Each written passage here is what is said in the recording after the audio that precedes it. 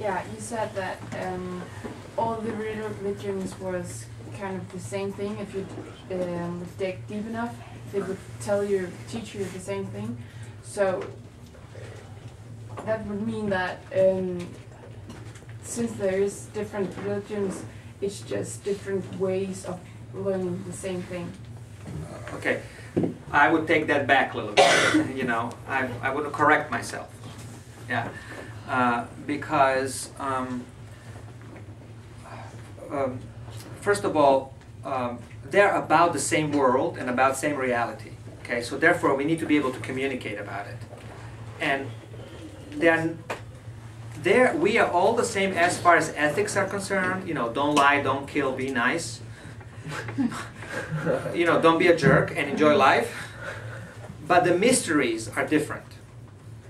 Okay, my mystery in the middle of my faith is different than the mystery around which Islam is surrounded. And these mysteries are not the same. They're different mysteries. But they need one another. Because mystery cannot function on its own. If the whole world will become a Christian, that would be a tragedy. Okay? It will be a trouble. I think Christians would be afraid of it. Imagine if every teacher, every entertainer, every writer, every journalist, everything is from Christians. We tried that, and it was a lot of dead people, you know. And so it is that we need diversity as a body needs diversity. Like, not everything can be a kidney. You know, you cannot have 100 hands and nothing else. So our world needs different mysteries in order to live and progress as humanity, and you are part of it. So I'm not concerned anymore to be better than others, but I want to learn how to be part of the whole in my Christian life. So I don't want to be a head, but I want to be my part in the world. So only thing I know is that mysteries are not the same. That's how I believe. They need one another. And there is no shortcut to go and say, well, since it's all similar, I don't have to dig anywhere and do anything. I'm just going to go. Because if you're just floating through life, basically your church and your system of meaning comes through your TV, comes through Hollywood, comes through entertainment, and comes to stuff that you don't control. It's you're like a raft going down, as opposed to sailboat.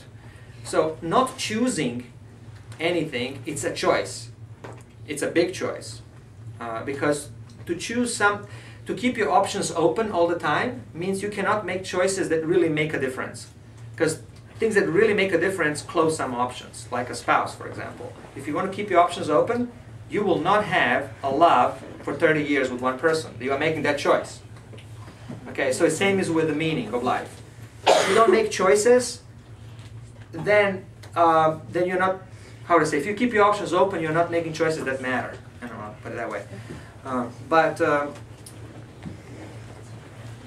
If it's the same, like Quran says, and this is one of the texts that I have holy envy. I think, that's not in the Bible. I hope it will be in the New Testament, but it's not.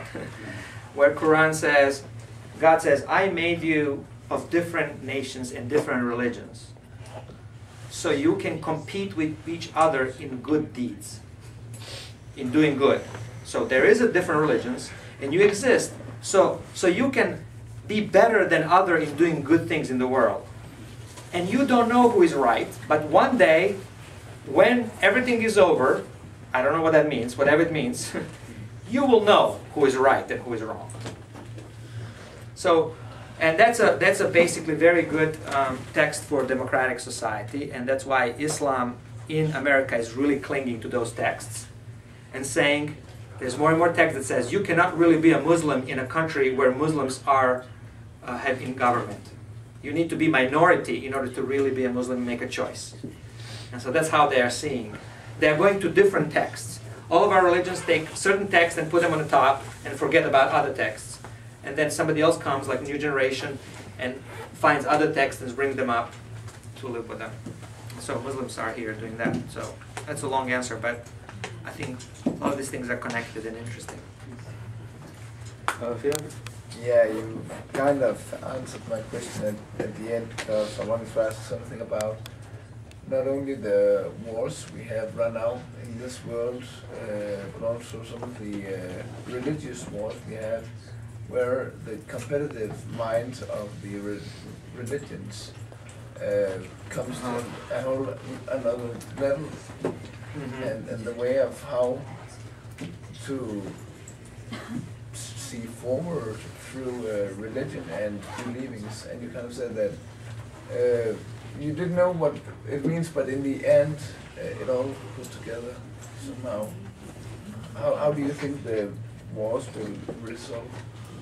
You're talking about religion and war, right? Like how religion affects war and things like that? Okay. And there was because we don't have much time now. All the questions. Anybody has questions, let's bring them up. So. Yeah, it's just because do you think a government should have a religious view, or should it be neutral to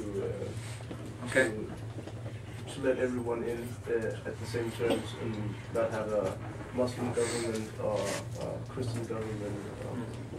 Do you think? Okay. Yeah. Okay. Well, any other questions? No.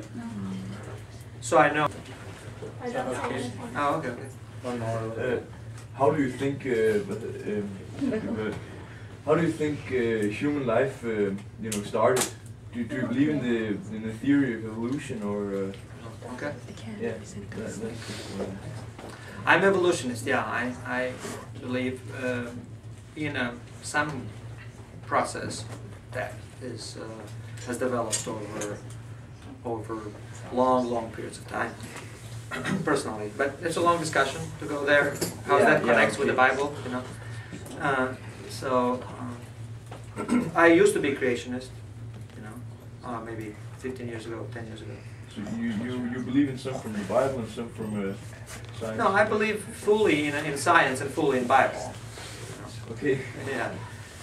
Because there's different ways to look at what Bible says. Okay, and what science says too. So about religion and the war, and you were talking about religious governments. Yeah. Let's go this way, backwards kind of thing. With government, I really believe in American concept of religion and government being separated.